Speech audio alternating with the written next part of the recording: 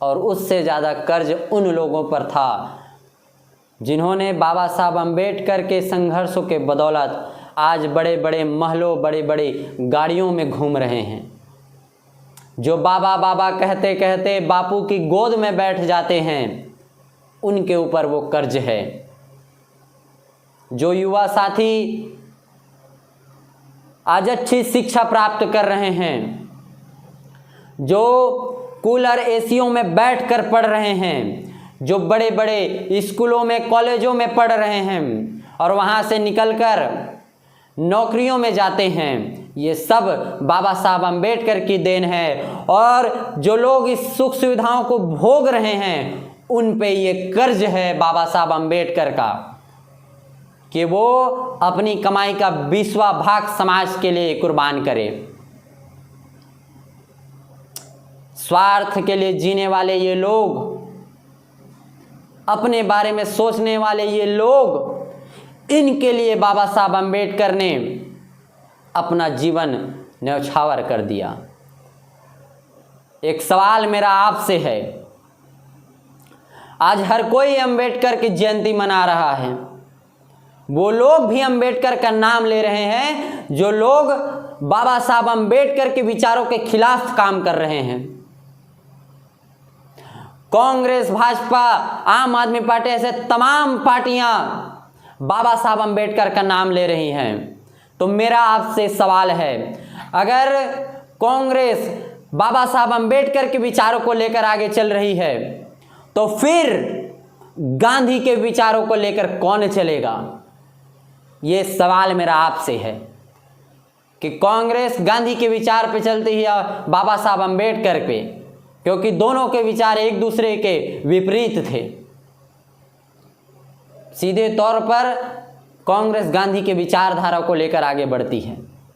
अगर भाजपा गोड़ से गुलवलकर के विचारधारा को लेकर चलती है, तो फिर बाबा साहब अम्बेडकर की विचारधारा को लेकर कैसे चल सकती है?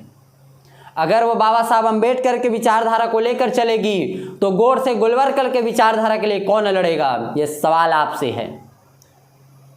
अगर आज अरविंद केजरीवाल बाबा साहब अम्बेडकर का नाम बहुत ले रहे हैं, तो इसका एक कारण है कि आज लोग बाबा साहब अम्बेडकर को मानने वाले हुए हैं, और इसलिए आज अरविंद केजरीवाल बाबा साहब अम्बेडकर का बार बार नाम ले रहे हैं।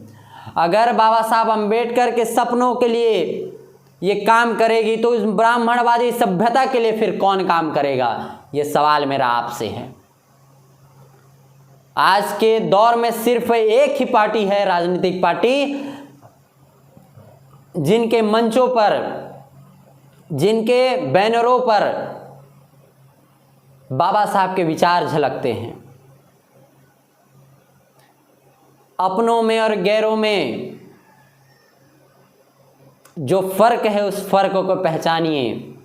जो लोग आज संगठन के नाम पर समाज को बेच रहे हैं, इनसे बचिए, क्योंकि ये लोग अंबेडकर के सपनों का भारत नहीं, बल्कि अपने स्वार्थ का महल बनाएंगे। बाबा साहब के कर्ज को उतारने के लिए हम सबको इकट्ठा होना होगा और उस संघर्ष को, उस आंदोलन को आगे बढ़ाना होगा।